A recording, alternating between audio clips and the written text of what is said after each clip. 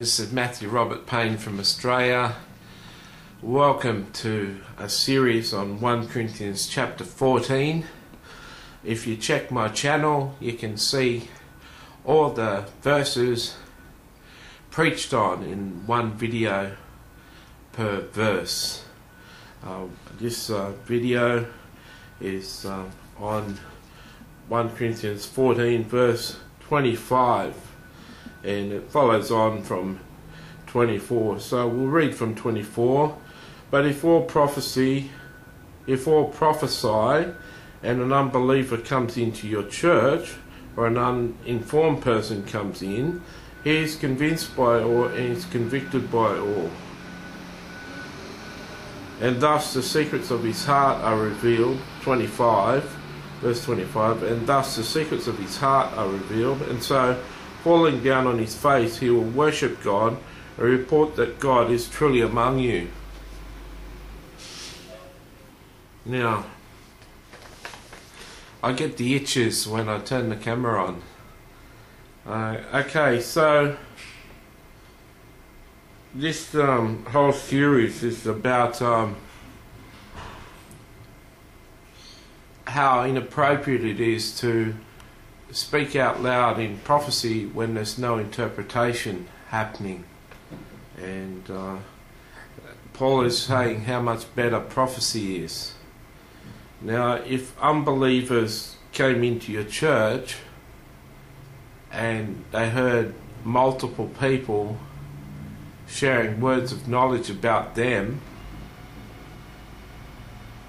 let's for instance say people were praying and prophesying, and a person was walking around and he came up to face the person. The person says, you know, you've been wandering, for many years people have said you're a free spirit, and you're spirited and tried Zen Buddhism, and you've tried transcendental meditation, and you've travelled to exotic countries and looked at their cultures, and you've even been to India and seen some of the famous holy men, and yet you're still looking.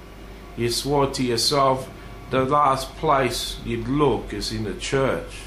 And I know you, Mark Jones, and though you've never seen me before, God knows you. And I am God, and I'm speaking to you right now. You know, your brother didn't mean to push you off that bike at 14. He was just playing around. He just thought he'd push you over.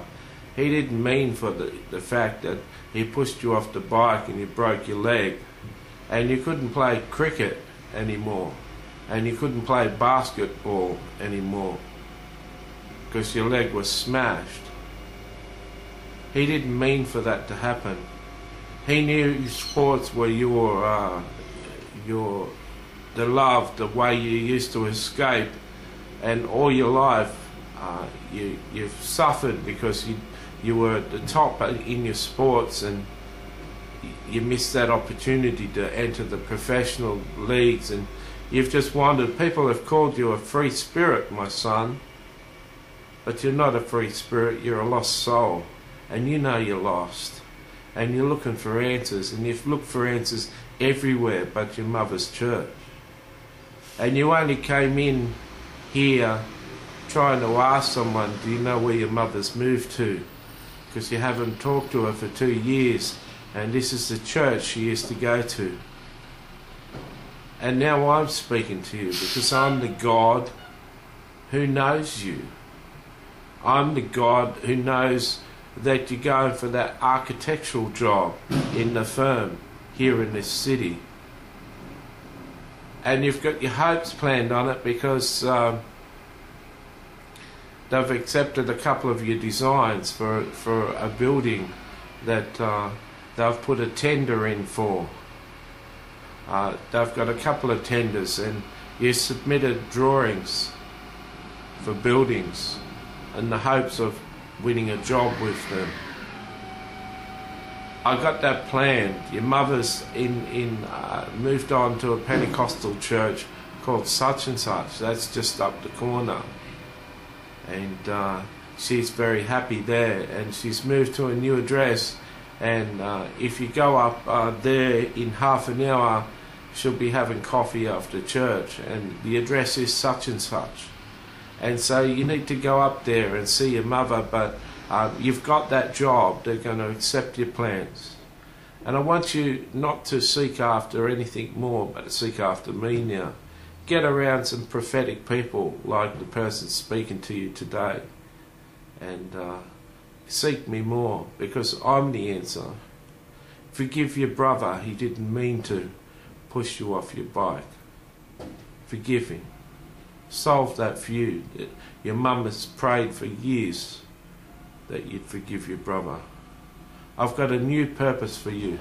All this pain and suffering is going to be used to help other people who've suffered, because you understand what hurt and the loss of a dream is.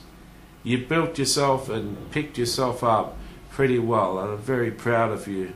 You wait until me and you start working as a team. The person speaking to you is finished now, and so they're quite surprised that you're still standing here, and they'd be happy to have a quick cup of coffee with you before you leave to see your mother. Hi John, I noticed in the word that Jesus called you John. Welcome to our church. So you know your mother's up at the such and such church.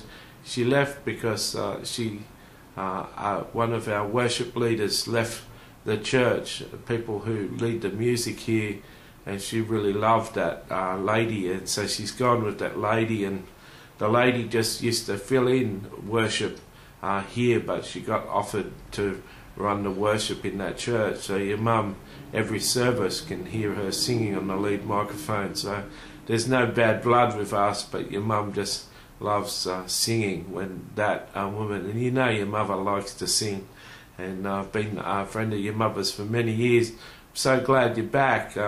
We lost touch with you there for a while, and it's so good to know that you're back in Australia, and don't be a stranger, okay? Like God said, I can bring you a message from God anytime, and don't feel that you just have to always go up to your mother's church. You can pop down and see me anytime. Don't be shocked with what I said. That's just the gift of prophecy. I've been walking in the gift of prophecy for 16 years, and so it's just a gift. Clairvoyants can do it, psychics can do it, and so can Christians. I know it's a bit of a shock for you. You've never experienced it before, but that's how God works, and as you know, He loves you, and He understands you, and He knows a lot about you, and that's what you'd expect from God, watching from heaven all the time. So He could have talked to you for an hour and a half or 2 hours, and you want to come around my place for dinner, I'll let Him speak to you for an hour or two if that's what you choose. But I challenge you to give your life to Jesus, surrender to Jesus. Your mother will show you how to do that, and follow Him, because He's got big plans for you. By the looks of things, you're going to get your name on one of those buildings. God has told me the other one was a good plan, but they've got another architect in the firm who's got the design for that one. God bless you, brother. That's an example, guys. Now, I'm a person who's moved in the prophetic for 16 years, and I can give prophetic words like that. That's not an example of a prophetic word I've given, though I've given the one about the push bike, part of that word. Okay, now, they'll be convinced and repent and fall on their knees, like this verse says, if they heard something like that. Wouldn't you? Wouldn't you like to meet me? Wouldn't you like to come around my place for dinner for 2 hours and just let God download to you? God bless you. I hope that you learned something.